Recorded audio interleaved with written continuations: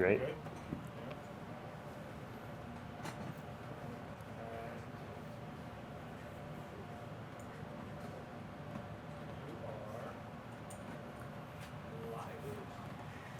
All right, here we are. Here we are. The Nikon Z7. How many of you guys have held this yet?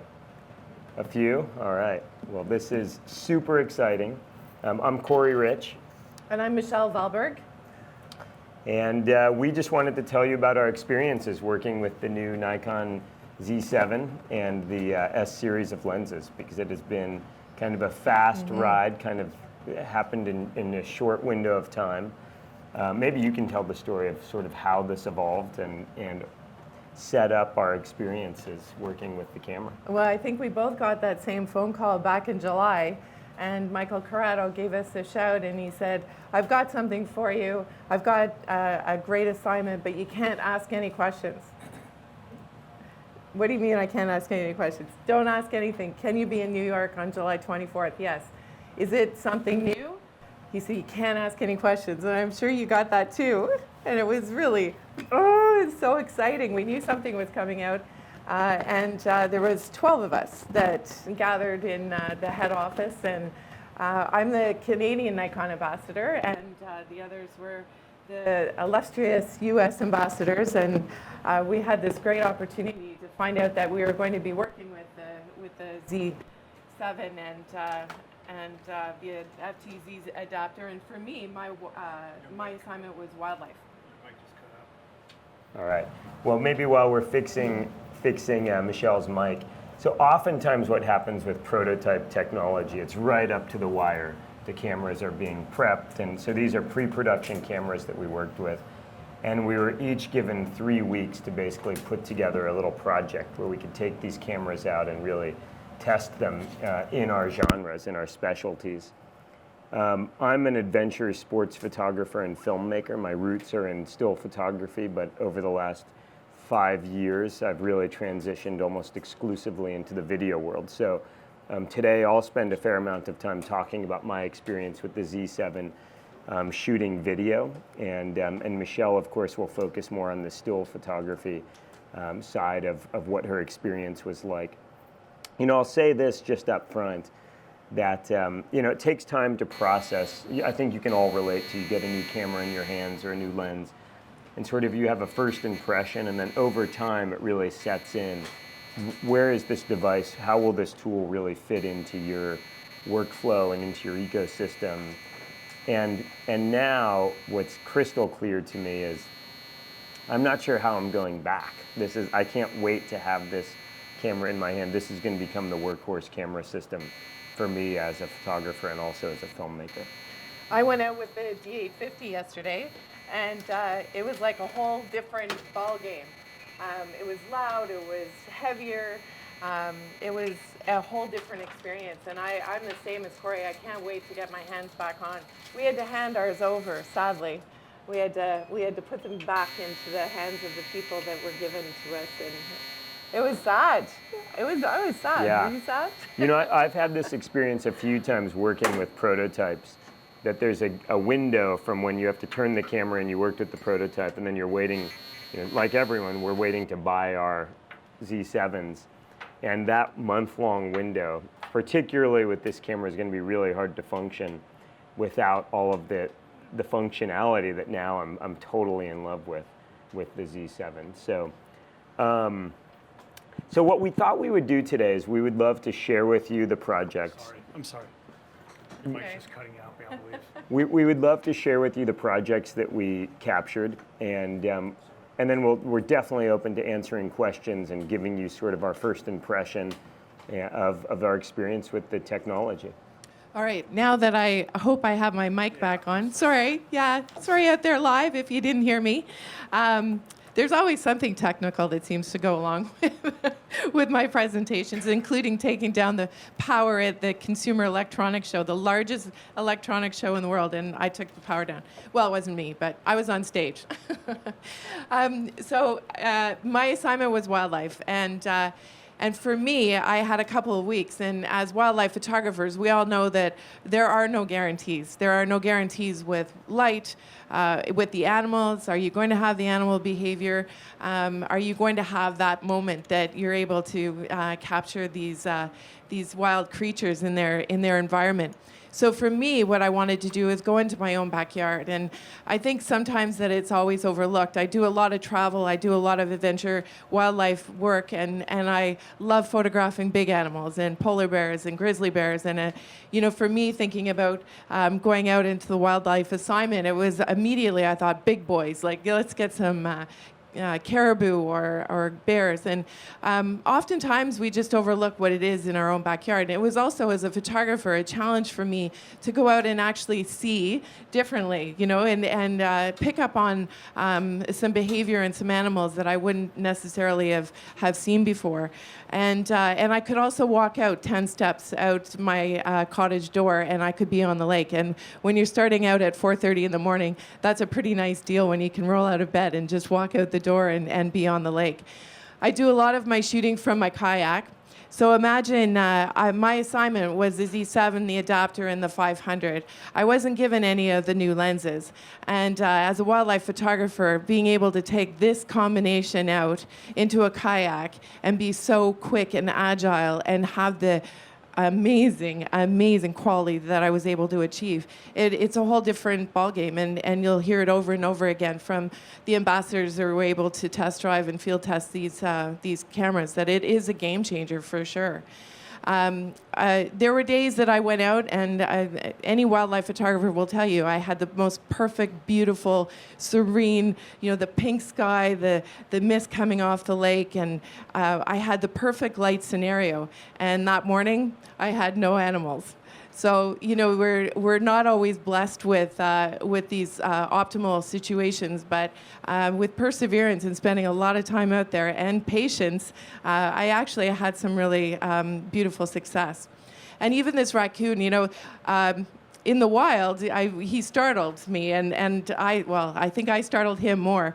I was just so surprised to see him, and this was even before the light had come out. And the raccoon was having a drink of water. And these little critters, I'm in a yellow kayak, and it was just, he looked at me and he ran up the tree. And I had one shot at this. He turned around, looked, and then he was gone. And, you got to think quickly and you got to be quick. And my previous system, I was using the D850 with the 200 to 500. That was my go-to for the kayak. That's what I felt comfortable with. And I know I wouldn't have got the shot with that combination. I was able to really quickly focus and just get it out of the kayak and start shooting, which I would have never done before. Well, it would have been different. It's just capturing that moment when you have it, and it's a split second, and that's all you got. So I quite like this raccoon just because the story. I knew that I could actually achieve it with a combination of the Z7 and the 500 PF. This is another scenario. It was really cool because every morning I saw this muskrat, and again, he would always pop up, look at me, and swim away. And I caught him swimming to the shore. I followed him along. And at that moment when that muskrat came out and looked at me, I was able to see just beyond in the bay, not far from my cottage at all. And again, I've been photographing on this lake for 18 years. I know it pretty well. And when I was looking in the bay, I saw something moving. And, as photographers, we're always putting our senses at high alert and looking for movement. And it was black, and it was moving off in the distance in the bay. And so I paddled closer and closer. And as I moved forward towards it, this was the most significant because I was on silent mode. And in a kayak, I was quiet, even though I have a yellow kayak. It's pretty obvious that I'm around. But these animals were having some sort of, I don't know if they were mating or if they were having a territorial fight. I don't know enough about snapping turtles, but I have a video to share with you, and then I'll show you the stills as well. And I had to do video, and it was seamless. These are creatures in my lake. It was hard to believe that we were actually, I swim in this water. And I had never, I've seen a snapping turtle, but I had never, ever seen the size of these two going at it. And because I could so fluidly switch between video and photos, you know, you're never sure what you should be shooting, right? When you're doing photos, you want to switch to video, and I thought for this I wanted to capture the motion because they were only coming out so far out of the water, and I felt I've got to get these claws and this interaction on film. And so easily, so quickly, I was able to adapt between photo and video. And I think, you know, feel free to, I'm going to just add, I hope people understand why this is so revolutionary, this idea that Michelle can have her eye in the camera shooting stills. And then we used to say this with DSLRs, that you just switch to video, but frankly, you know, you were shooting in a DSLR, looking through the viewfinder, and then you had to start looking at the back of the camera. But now with mirrorless, of course, your eye never has to come off of the viewfinder, the electronic viewfinder. So it's, now when you're saying like you literally switch from video to still photography or still photography to video, I mean, this is incredible for us as Nikon shooters to have Nikkor glass in front of you, but actually toggle between still and video without taking your eye off the electronic. Yeah. And I think it'll open up the doors for all those people that were intimidated about doing video, or it was just so hard. I would have never, ever switched to video and looked at the back of my camera. I was moving, the kayak was shifting, the animals were moving, and there is no way that I would have held a 200 to 500 and looked at the back of my screen and been comfortable doing that.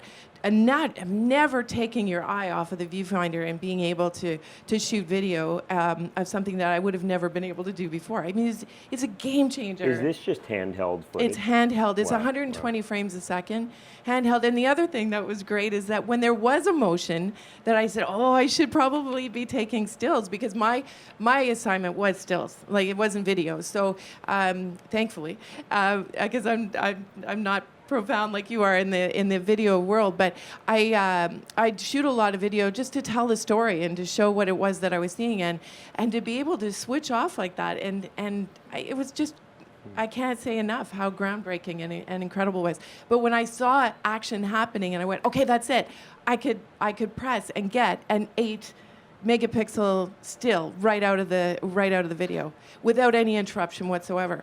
So when you are shooting video and you're like, oh, I'd really love that, and still, boom, you've got it without any interruption whatsoever.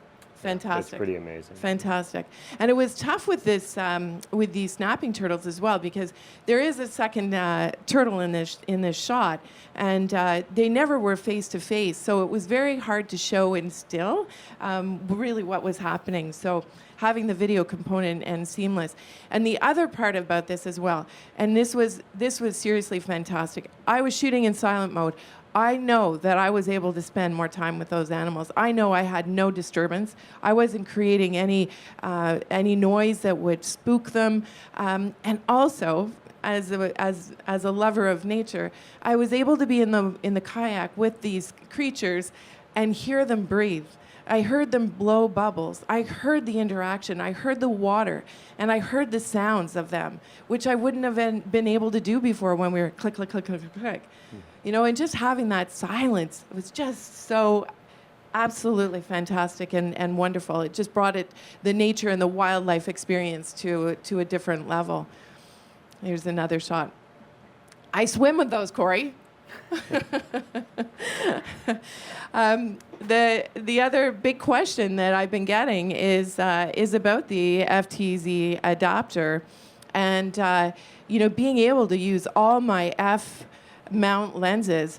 This was shot with the 800 millimeter. I was shooting the 180 to 400 with a 1.4 built-in extender. I had the 70 to 200. I shot the 200 to 500. I shot the 14-24, 24-70. I shot all of my lenses, the 105 and the 60 macro. And with this adapter, there was zero image degradation, and we were talking about this in one of our meetings, and you know, the adapter has that word. Almost a taboo. Like when you hear adapter, you think it's going to fall off, and it's soft, and you lose functionality, and it's almost like we shouldn't be calling it an adapter, because it doesn't. It's none of that. It works perfectly. There's no degradation. It fits well. It's a super tight fit. What was the expression? Don't you think unifier would be awesome? Right? It's a unifier. It just takes all of your existing lenses, over 90 f-mount lenses, and it extends, because you could also put your older lenses on, those ones that we've been holding on. And the built-in 5-stop vibration reduction. It's built in, so it's going to take your other lenses and it's going to give you the vibration reduction that you want out of those lenses. So you're able to hand hold in seriously low conditions, low light conditions, which oftentimes we're in, especially in these early morning. And does everyone understand? I mean, this is a huge point if you're shooting video or stills. So there's 90 f-mount, 90 lenses that you have full functionality of autofocus, auto exposure with the adapter, and then another 300 some odd Nikkor lenses that you can use on the adapter, but you lose some functionality. So for example, you might not have autofocus, but all of those lenses, even that 25-year-old prime that you loved, now has VR. You have 5 stops of VR because the VR is built into the camera. So it means for guys like me in the video world, it means the most beautiful lens that I own, the old Nikkor glass that I've modified for cinema, now it has 5 stops of VR built in. Didn't you say it felt like it was almost like a gimbal? You were on a gimbal when you were looking through it? the camera felt like it was a gimbal working with it. It was really, and I think when Michelle showed that footage of the snapping turtles, that was a 500 millimeter lens, handheld. 500 and millimeter. It looked pretty darn stable. Third-party lenses, that I don't know. If it's a Nikon mount, you could definitely put it on the adapter. The functionality of AF and AE, I'm not sure about that. I should also say, I wasn't handed the adapter, so when I talk, I only shot on the new lenses, the S-series lenses. But every time I hear Michelle and other ambassadors talk about using the adapter, I cannot wait to get my hands on that. For cinema, this is a big deal. Well, and imagine you hit it. This is the size of a 70 to 200. I'm holding a 500 millimeter prime lens. Imagine the difference that makes for wildlife photography. Unbelievable. Imagine how light your bag is going to be going through the airport, even more so. Sweet. And as the proof is in the photos and the clarity and the quality that we're achieving with the adapter. I only shot with the adapter. I wasn't able to use any of the, I wasn't given the lenses, and I love that because it was a challenge for me, being able to say, this is it, this is what you've got to use, and I had to produce with the 500, but I was also able to adopt all my other lenses that I love to shoot with as well. Even the look at the iridescence in the Hummingbird and the quality. This was shot at a 400th of a second, and I was just blown away by the autofocus and the results. It was incredible what we were seeing, and working fast, the quickness that you need. Obviously, you're in a moving boat and you've got moving subjects, and being able to capture those. And all through the EVF and having full capability of looking at your exposure in real time. When you're out there in difficult lighting situations, or the early morning or the late day, and you're moving and the boat's moving, obviously you're moving because you're in the boat, but the animal's moving, and so light is shifting and changing in the moment, and you're looking through your EVF and you're able to see your real-time exposure. You're getting what you want. You're not shooting and looking at the back. You're not looking and reviewing on the back of the camera. You're doing it all through the EVF. Again, another game changer. Absolutely outstanding, and something that I can't wait and to work with even more. This was with the 180 to 400 handheld, early morning, shooting at shutter speeds I never thought I would shoot at, and again, the EVF and being able to change the exposure on the fly as well. I don't even like frogs. But I went out in my bay. They were all hanging out on the lily pads, and what I really wanted to do is capture them in flight. Unfortunately, I wasn't able to. But even just being able to go low, I used the tilt screen. It's much the same as the D850, but I just went a little bit further outside of my kayak to get that vantage point that I wasn't getting. I was a little too high. Went down, used the touch focus on the back, and did everything from the tilt screen and the touch focus on the camera. Again, it's just something that I had never done before, and it gave me an awesome opportunity. And same with this loon. Early morning, and I just wanted to get lower to the water. I probably shouldn't have said that with Michael in the room the other day. putting my camera outside of my kayak. Well, anyway. I love it. I love it. And I went out to the Arctic. We only had 3 weeks to shoot this.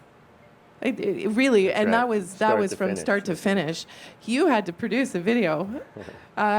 And I do a lot of work in Canada's Arctic, so having the weather sealing and it being rugged is really, really important for me. And I'm in very difficult situations, and I'm in very, very cold situations as well. The battery life, my first round, and I know you'll speak about the battery life as well.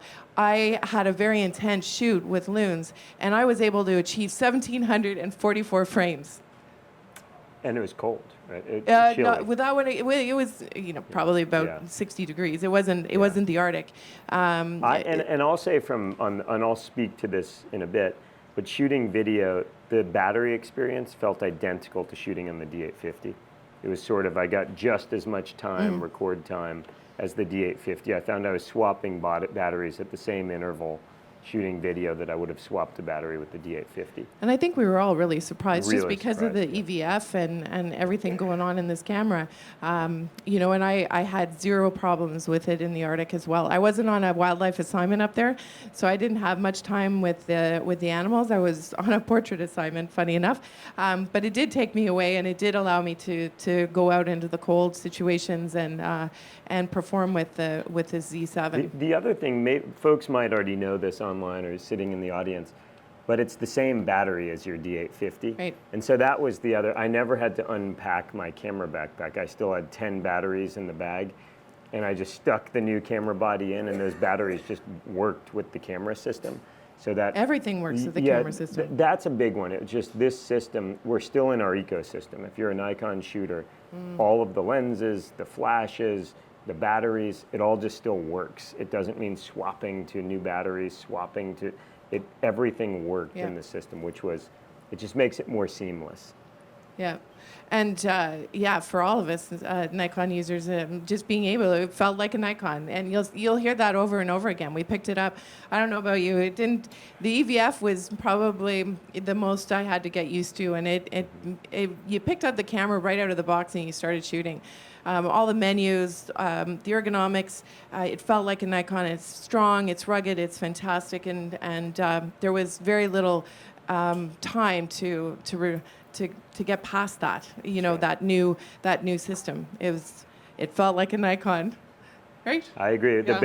Yeah. It really took a few minutes to get accustomed to using the camera, which is pretty remarkable. If the goal is to get out and make pictures and be creative, which is my goal, not to be reading manuals, this was pretty quick entry. Yeah. There's so much we can talk about, and I'm going to leave it here and let Corey get on with his presentation.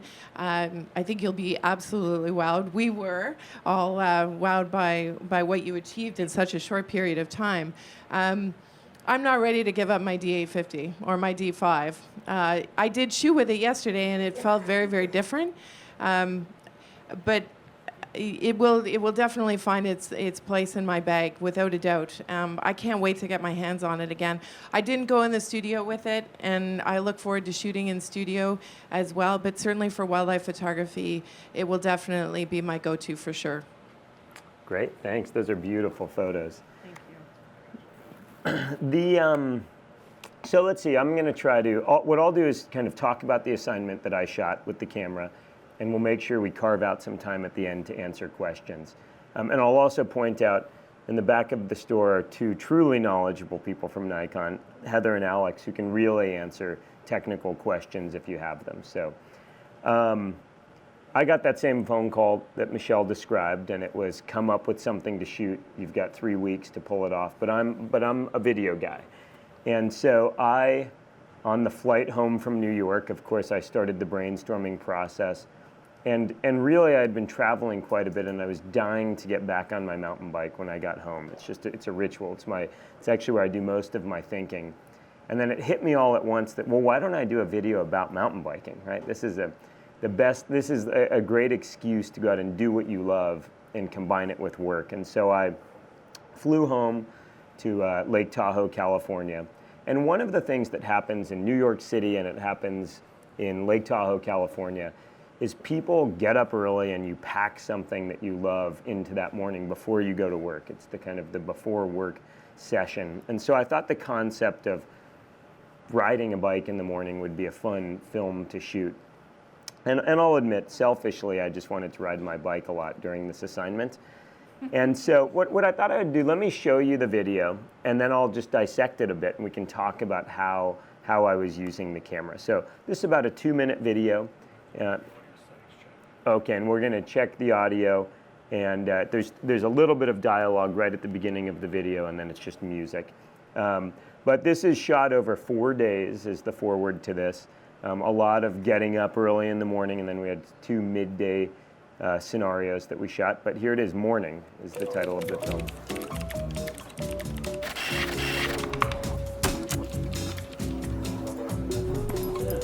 Hey, how was your morning? Fine.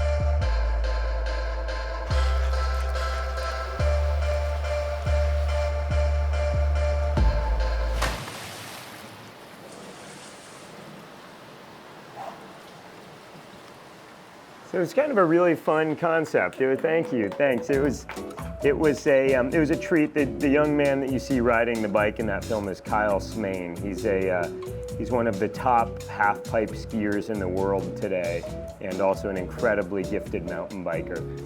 And so really the goal was, we just wanted to create a fun little vignette that gave you a sense of what people were packing into the morning. What I thought I would do is maybe talk through how some of this got captured. And the other goal was to really leverage locations that were close to my house or at the office. So we shot all of the footage in both my office, the office scene, in my office and an office down the street in South Lake Tahoe, California. And this is kind of what it looks like. I mean, here's Amelia, she's one of our producers. She's sitting there with her dog actually working. And then we're isolating situations. So here's Steve, another one of the folks at Novus, and he's using the hole puncher.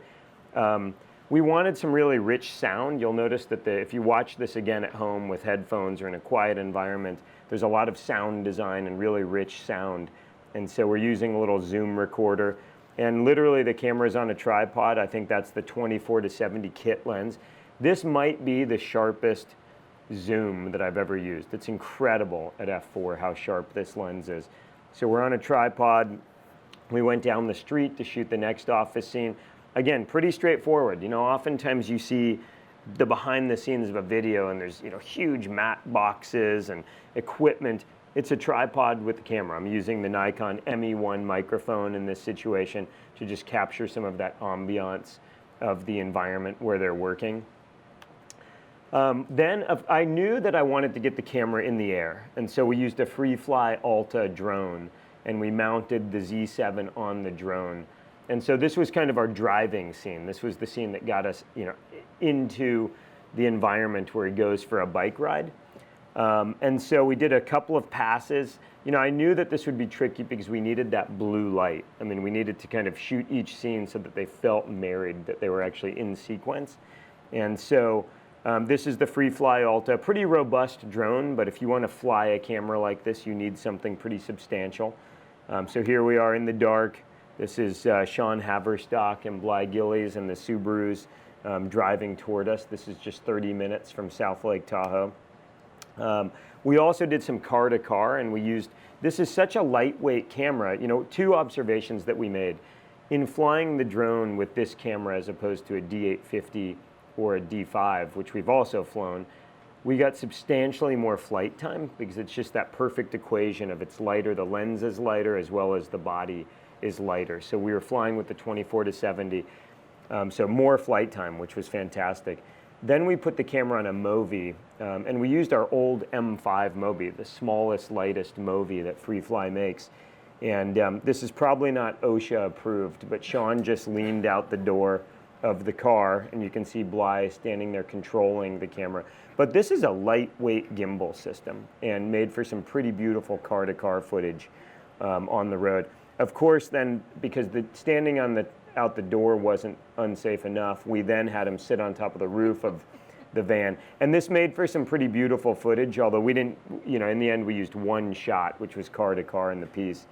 And so it was kind of an epiphany, though. It looked like it's such a unique perspective to be up high on the van shooting. So really I broke this into a few different scenes. It was the office scene, it was the driving and getting ready scene, and then lots of mountain biking. And so the getting ready, and this is where I made the comment about feeling like there's a gimbal built into the camera. The entire getting ready scene and a lot of the mountain bike footage I shot handheld. Just like this, I have a Manfrotto plate mounted to the bottom. I have the Nikon ME1 microphone, and I'm recording, but the built-in VR, 5 stops of VR, is actually, and the lens VR, is helping it to look very stable. And just to be clear, because we're all learning about this camera at the same time, you know, I was listening to one of the engineers a few days ago describe the VR, and the sensor is actually moving in the camera. So as you're moving, it's not an electronic VR where it's cropping your sensor. It's actually, the sensor is moving in the camera as you wiggle the camera. It's stabilizing inside the camera. So I might not have given you the best technical explanation, but what it means is footage that doesn't look shaky. So handheld, you know, so this is the little coffee scene. That's a very expensive monopod, which is my knee. But it worked, and that's what's kind of amazing. Like, this system is now, it worked to just be handheld, and it looked fantastic when actually just hand-holding the footage. So, you know, and I'm showing you just a handful of screen grabs is what I'm really showing you from the video. This is where he leaves the car and the dirt flies off the wheel. You know, it's not an elaborate setup. You set the camera in the dirt. You know, I tried to keep the dirt out of the lens at this point, and you let him ride by a few times, and I kind of instruct him. Then we went back to the Movi. So this was Kyle riding uphill. So here's Sean Haverstock running up the hill. He has a little monitor, so he can see, if he looks down, he can see at least the framing. So he's in what's called majestic mode on the Movi. So he's just running up the hill, pointed back at Kyle. Here's another one of these details. I wanted the little granite, decomposed granite flying off the rock. You know, another elaborate setup, handheld. I'm just laying there on my belly. You'll notice I have a neutral density filter. That's one thing for those that are going to go out and shoot video with this camera. And if you're going to go with the S lenses, you're going to want to buy some step-up rings if you want your 77mm ND filters to work. And so that was, you know, first thing that we did. We bought a step-up ring, so everything was 77 millimeters, and then had our normal. Goes back to that idea of you're using all the same tools that are already in your bag, same lenses, same ND filters. Again, I always give Sean Haverstock. Sean flies our drone, and Sean is also an incredible athlete. But some of this footage of riding on the granite dome, it was super impressive to watch Sean at work. You know, a bike is riding pretty quickly, and we couldn't come up with a better solution than actually just running right next to the athlete. And so here's Sean running full speed next to the athlete. The drone footage, I think my favorite part of the entire shoot was shooting this sequence where he's riding on this ridge line of a granite dome. And it's proof that this was shot 2 weeks ago. All of these California forest fires, this is like 5 o'clock in the evening, but it looks like the sun has already set because it's just smoke filled. That was actually the one challenge with this project is, you know, selfishly I wanted to ride my bike every day, but it was so smoky that a lot of the scenarios we had to stay really close to the car so we didn't fill our lungs with smoke just getting to the locations. But it performed really well in this low light kind of environment. So again, that's what it looks like with the drone. The flights were long. They were the longest flights we've ever done with a kind of real camera. And oftentimes what that means, we're looking at 2 small HD monitors, and I oftentimes have a walkie-talkie, and I'm sort of giving direction to Sean as he's riding so that he knows, because it's loud. It's like a weed whacker is flying above the athlete's head. So we went to, there's a few different locations, but we went to a burn area, which is a forest fire had ripped through this area in Tahoe. It's called Tahoe Mountain. And it just made for some really interesting graphics. And you can see by this shot, we came really close to the tree, maybe a little too close for comfort, but managed to keep the drone in the air. So, you know, that's the realities. You're always trying to push the envelope. You want your camera going into interesting positions, but you don't want it to fall out of the sky. And especially with these big drones, with like the FreeFly Alta, if it crashes, you really feel it in your heart because you have to write a new check. You have to write a big check out of your checkbook. So this jump sequence, so the camera shoots 4K. It's 8-bit to card, and you can shoot 120 frames per second at full HD. And it looked so good. The 120 footage at full HD was incredible. You know, funny story with this dog is Kyle. I wanted to have a dog in the video, and Lola is her name. And so she came out on the driving sequence, and then we shot the getting ready sequence. And then the first day of shooting mountain biking, he said, "Oh, Lola's almost 10 years old. She's got arthritis. She can't really hang with us on the bike."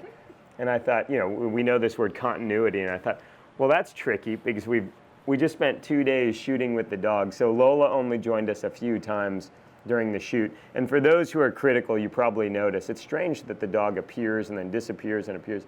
But we really brought Lola to the most accessible locations in the shoot. And getting her to this jump sequence, Kyle's father, you know, thank you for doing this. He walked her up the trail with a leash for about 40 minutes to just get her to the point where she would hang out with us. But I think this shot worked to kind of keep her in the narrative. This was the big breakthrough for me, being you know, I've shot on lots of cameras, but I was a Nikon D850 and D5 user. And all of the sudden, to be able to shoot video while looking through the electronic viewfinder, game changing. I mean, completely game changing for a guy like me. You know, for the last 10 years, I've shot video on DSLRs, and I've squinted to look at the back of the screen. I've put loops on the back of the screen. I've added external monitors. I've third-party viewfinders. But this was incredible, to be in bright sun and have an incredibly crisp, bright electronic viewfinder. There's no going back for me. I mean, for me, this is now the future when it comes to shooting video. And it was intuitive. All of the controls, I knew where they were on the back of the camera. I found that I could actually literally shoot video, and I shot a few still photos just to experiment, but without ever having to take my eye off the viewfinder. I could press record, I could adjust exposure, I could review video with my eye never coming off the viewfinder, which was pretty exceptional to have that experience. You know, this is a screen grab from the video, but it reminds me, I don't know what it is. I do, now I've learned a lot actually about why. But these might be the sharpest lenses that I've ever worked with. And I'm saying that being as sincere and as honest as I possibly can be. The 50 millimeter lens and the 35 millimeter lens are incredibly sharp.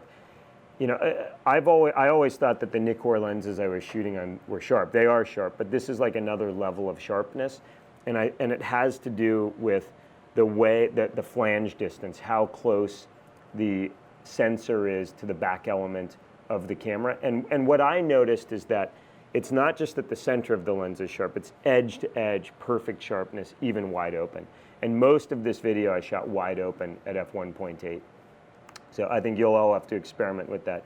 Here's how we shot the same screenshot I showed you. I just set the camera down on the granite and allowed him to ride out a frame. This was the last shot that we did. I felt like we needed some diversity. So I think this video was due on Friday, last Friday. And on Friday morning, I got up at 5 o'clock in the morning and I rode my bike up to this meadow with a river crossing with Kyle, and we literally dropped it into the edit, you know, an hour before, several hours before we shipped it to Nikon for approval. More handheld work. Here I am just sitting on the log. I show this photograph because I don't know if folks know this. Everything is touchscreen on the back. So every control on the camera is touchscreen on the back. So everything, not just focus, but exposure control, frame rates, everything is touchscreen, just like your mobile device. I often found I was either looking through the electronic viewfinder or I was controlling everything on the back of the LCD, which was incredible, super bright, and of course for video and for stills. I mean, watching Michelle shoot that low to the water content, still photographs, it's incredible, just the articulation of that flip screen, amazing. So here it is. That was literally how we shoot these little details. I just lay it on the ground. I think that's literally that shot. So there it is. I'm just at, looks like I have the 24 to 70 or the 50. And oftentimes if I want more compression, I'll just go into DX mode. So this is a full frame camera, but if I need that 50 to just get a little bit longer, I'll just switch into DX mode. Or if you're shooting at 120 frames per second, it forces you into DX mode. So it gives you a little more versatility in the lensing. Once I get the adapter, that won't be an issue because I'll just carry more lenses into the field. The other thing that is worth pointing out, and I didn't understand while shooting the video, it's something that I've learned this week as all of the details of the camera have come out. The autofocus system for video in this camera is amazing. It's amazing. I didn't know what I was doing, and I'm not sure I knew why the camera was doing it, but this sequence of Kyle riding down the rock garden, I was using autofocus, and it tracked him going, I'm guessing 25 or 30 miles an hour through this rock garden perfectly. So it locked onto Kyle and followed him through the rock garden in video. I mean, that's the thing. We're accustomed to this in still photography, that you lock your subject into the frame and it tracks focus. I mean, that's been the case for years for Nikon, for still photography. But for video, I mean, it's like a new paradigm that we can actually lock onto our subject and track him through the frame. Chris Hirschman, another Nikon ambassador, did a really cool music video I think it's available online, and he shot the entire music video using autofocus in video, which is, I mean, it's just, my mind is blown, and I couldn't be more excited about that. I shoot a lot of adventure sports, and so oftentimes the skier comes in and I have them, spray snow, and every now and again they miss, the perfect angle, and I get nailed by snow. This was my first time getting nailed by dirt. Oh, that was perfect. Like I didn't even cover the camera in dirt, but that's pretty good. Sure sound of a good roost, right? Yeah. That was awesome. I got completely covered by dirt. I mean, just annihilated by the dirt. And snow, at least it melts. Dirt, I was a little worried. Here I am holding like a prototype camera and it's just covered in dirt. And but I have to say, even when it got nailed with dirt, I kind of blew it off. The ND, the neutral density filter, had pock marks from the decomposed granite. So that got thrown away. But the camera was, you could not tell that it had actually been hammered by dirt. And so it speaks to this weatherproofing. If it can handle dust, this might be your biggest enemy as a photographer or filmmaker, is dust and dirt.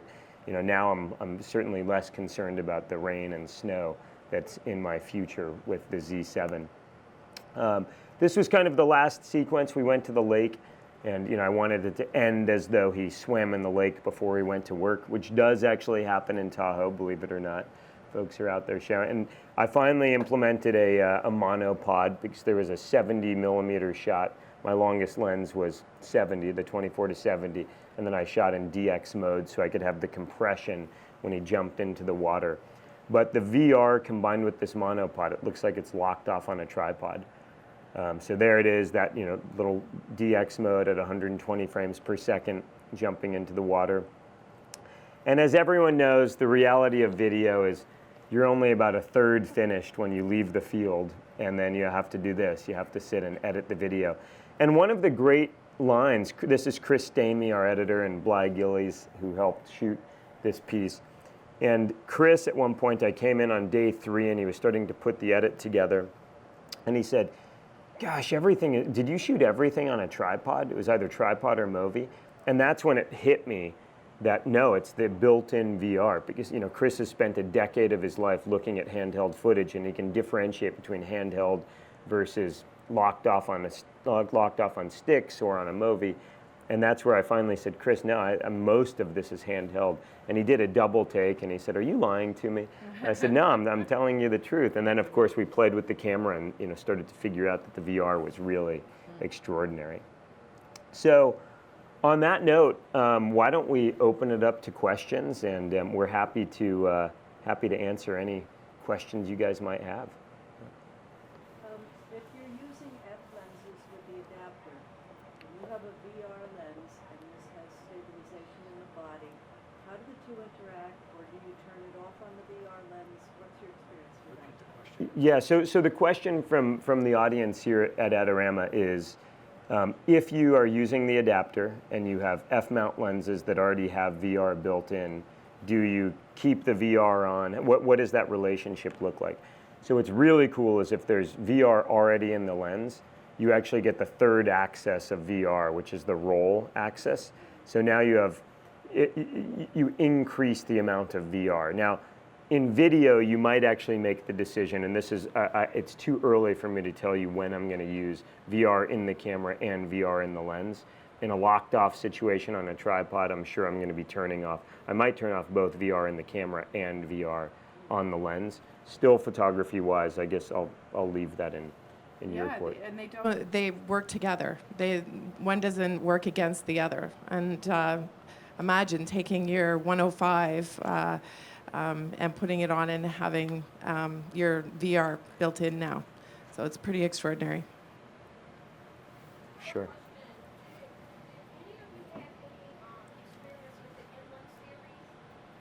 Which?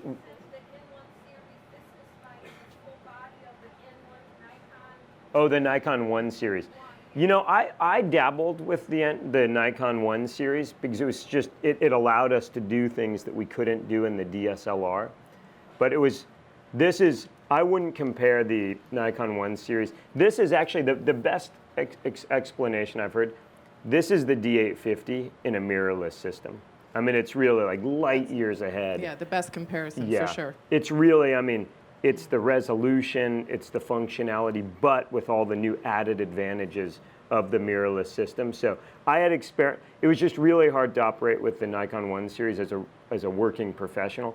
This is a professional camera. This is sort of all the feature sets that we want. Yes? Both of you spoke about touch focus, but can it also be touch focus and shoot?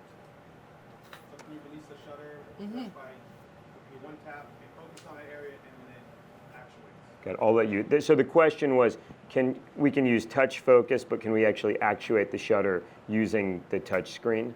Yes. Yes, you absolutely can. Yep. Yes. Yep, I'm just wondering, in the field with your video experience, how was the battery life on the camera? The question was, how was the battery life for video? And I had said earlier that it felt identical to the D850. I found I was swapping batteries kind of at the same interval. But the best part is I was swapping actual D850 batteries. I didn't have to go out and buy another 12 batteries. It's the same and I think there are a lot of smart things that the Nikon engineers did here that help us as working professionals or folks that love creating content, creating imagery. And one of those things was exactly that. We're living in an existing ecosystem. The batteries work. You know, close to 400 Nikkor lenses can go onto this camera on this adapter. So it's, you know, all of a sudden we're not restricted to only the new lenses. There's some new feature sets of the new lenses like sharpness that are incredible, but you can live within the ecosystem if you're a Nikon shooter and have, you know, 400 lenses at your disposal that are native to the camera that don't require third-party adapters. So I'm super excited about that because I'm a guy that owns a lot of lenses and use very specialized old lenses for filming. Yes. Corey, just a quick question. I know you've done maybe 5 of these launch videos, and they're all pretty spectacular, so congratulations on this one. I just want to ask you a little bit about, did you experiment with the log color profiles at all when you were shooting? And also questions about like focus peaking and other Yeah. video assist. Right. So so the question was, did I experiment with the log video? And I shot everything to card. So I never used, so to get log, you need to shoot to an external recorder, which I'm super excited to do that. And when you do shoot log and you shoot to the external recorder, you get 10-bit rather than 8-bit. I did use focus peaking, and it was great. But I have to say, it's a new paradigm.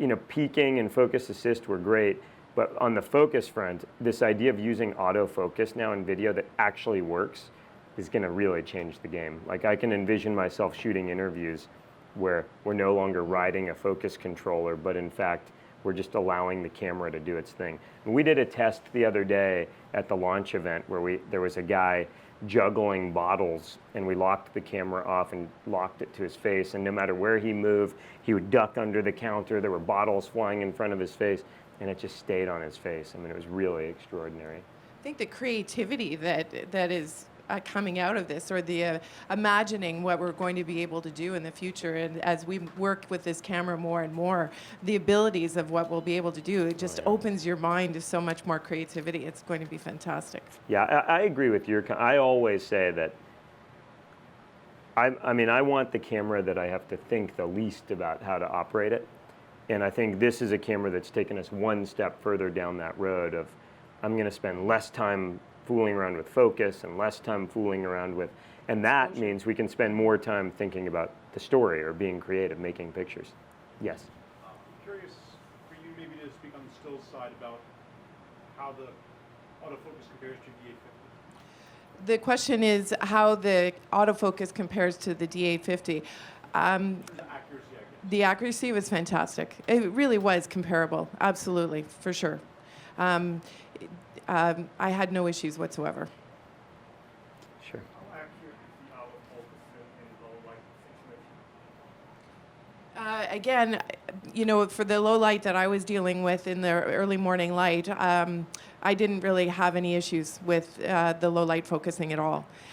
In the real dark, I didn't have any nighttime photography, so I can't speak to that. Did you shoot No, when that?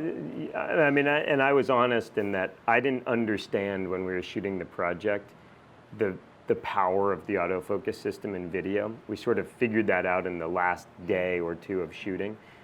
So no, I can't speak to the low light. And most of what we were shooting, you know, in the video, the lowest light that we shot was the car driving at night, kind of in that blue light. But on a drone, we set the camera at an infinity. So I don't know. I think time will tell. But the reports that we've heard were pretty impressive. You know, in fact, it's worth pointing out that a few of our friends, fellow Nikon ambassadors, Lucas Gilman and Andy Hancock and who else went? Keith Lazinski. They went out and actually, after the launch, they rented a helicopter in Manhattan, and they all, you know, managed to get their hands on one of the Z7 cameras, and they shot Manhattan in kind of that blue light.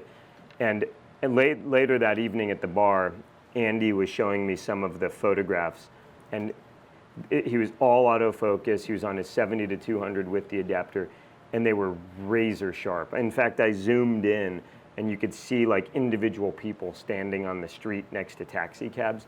It was amazing. And I guess that would qualify as a pseudo low light situation, shooting at night over the city. And they have posted on Instagram, so check Yeah, out that's right. check out their images. Sure. Do you lose any sharpness using the adapter on the older series Nikon lens? The question is, with the adapter, do you lose sharpness? The edge? No, absolutely not. There's no loss, there's no degradation. And that's why we don't want to call it an adapter. It really is truly, I tested 7 different lenses and I never had any image loss whatsoever. And this is hard for people to, I mean, we're all still wrapping our heads around what this means. This isn't a teleconverter. This isn't a third-party adapter that you're afraid your lens is going to fall off when you're in the middle of shooting or it loses functionality. This is an adapter made by Nikon engineers who, for the last 100 years, have designed cameras and lenses. And so it's a new way of thinking. I'm not sure this exists anywhere else in our world. Maybe I'm wrong, but that it allows full functionality on close to 100 lenses, zero loss, meaning full autofocus functionality, full auto exposure functionality, critical sharpness, and then another 300 Nikkor lenses where you lose some functionality due to their age. So. But when it's on, it becomes the distance of the D850 that the lens is sitting at as well. So it just extends back to. There's some great videos online for those that are more scientific and interested. I heard someone in the audience say they were a physicist. And if you're interested, one of the engineers does a drawing on like a piece of glass where they show you what has changed in this camera that makes this sort of the optimal optical system. Yeah. And so it's worth a watch. I know there's some online questions that. One is, do you think that they can get to 60 frames per second at 4K with firmware updates? And the other ones are just about choice of XQD and choice of one card slot. Got it. So one question from online was, will this camera go to 4K 60p? Your guess is as good as mine. I mean, of course, we're all excited for that. So I don't have a good answer there. But and then the other is choice of cards. What's super exciting about this is I've been using XQD because we both have, because we're Nikon shooters. But this is the new card format called CFast Express, Compact Express, which is going to be 7 times faster than XQD. So that is super exciting to me. For video and for bursts of images, it just means that we can shoot more without waiting for the camera to kind of buffer and send to the card. So, I heard some critique online around this. I think certain industries in the photography business really love dual card slots. For a guy that comes from the film world and even the photojournalism world, it's sort of a non-issue in that I actually, frankly, never used 2 card slots. So, I've also never had image loss or data issues with XQD, knock on wood. Yeah, let's knock. So anyhow, yes. So the camera shoots 4K video, it shoots 120 frames. Can you speak a little bit about the time lapses? Did you have any chance to shoot that at all? And those would be 8K resolution. Correct. I didn't shoot any time lapse on this project, so it's another one of those things on my list. I can't wait to get this camera to actually go and shoot time lapse, because I have to say, as a time lapse guy, there's no concern now about a mirror flipping up or having to remember to flip the mirror, disengage the mirror. So this is going to be a great time lapse tool, and it will be 8K time lapse. Yes. A technical question. The 4K UHD, and that's only 30 or 60? It's up to you. You can do no. It's either 24, 25, or 30, but not 60 at 4K. 1080. That's the cropped. 120 is cropped. If I'm not mistaken, and Alex might be able to answer this, I want to make sure I'm not wrong about this. I think 60p is full frame, and then when you get into 120, you go to the DX crop. Yep. But I could be wrong about that. I could be wrong about that. But further question, and DCI specs is coming later. This is a UHD 4K. The 4K DCI is like a bigger, image. So is that going to be happening later in the future? Yeah, I don't know the answer to that question. What I do know is is also announced this week that the Z6 is coming out. Roughly, is it a month, I think? I think 2 in months? November. Okay, in November. And that's going to be the camera that's tuned for us video shooters, right? I mean, as video shooters, we don't need a gigantic sensor for still photography. And so that's going to be that's what I'm going to end up buying a few of, because it's going to be the price point that makes sense, and it's the right resolution of a sensor. But for the more technical questions, by all means, pin down Alex in the back. Yes. Just checking. During the course of both your shoots, were either of you able to integrate the two function buttons near the mount? And if so, what would you have used them for? Did you? No. I have mine on white balance, but I didn't go further than that. Sure. I know this is premature, but were there any callbacks?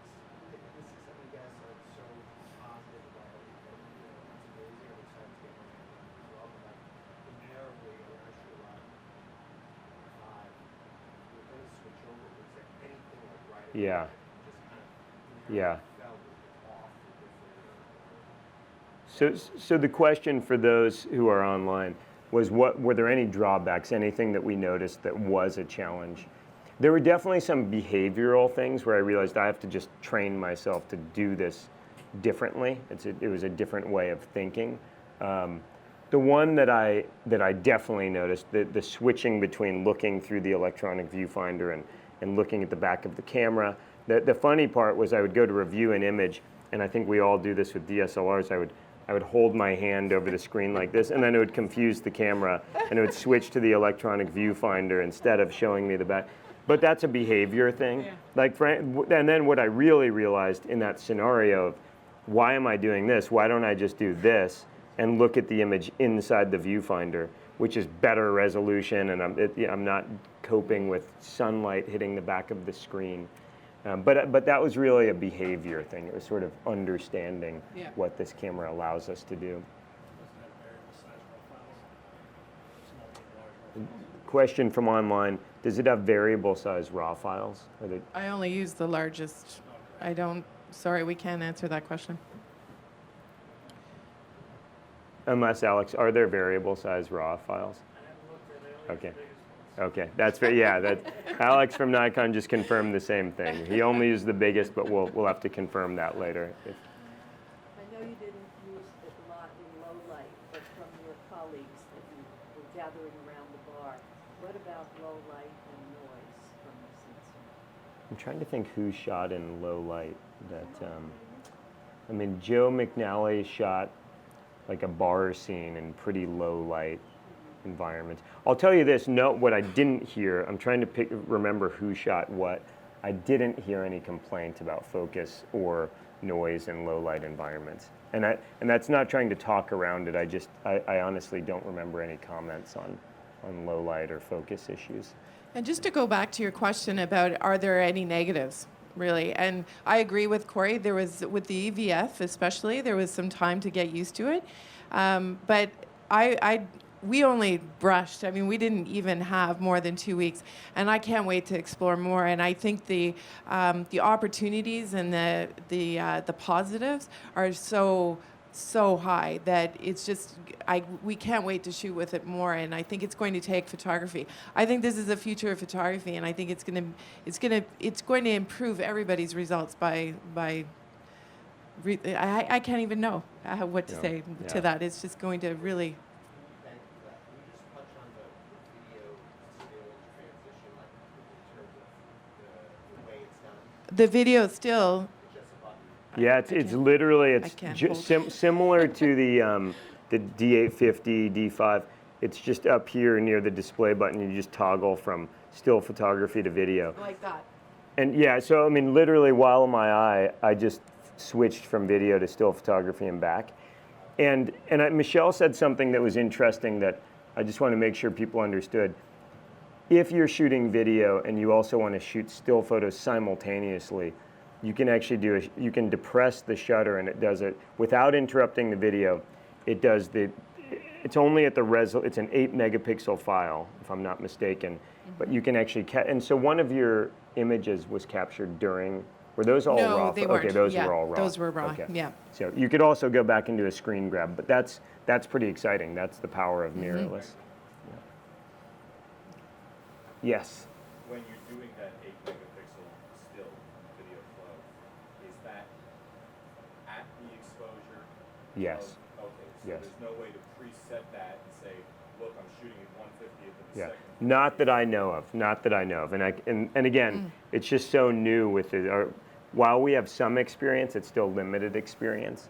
But I believe it's at the same exposure as the video. So, I'll have to go back and look. That's a really great question. Wouldn't it be awesome if it? of course, yeah. of course.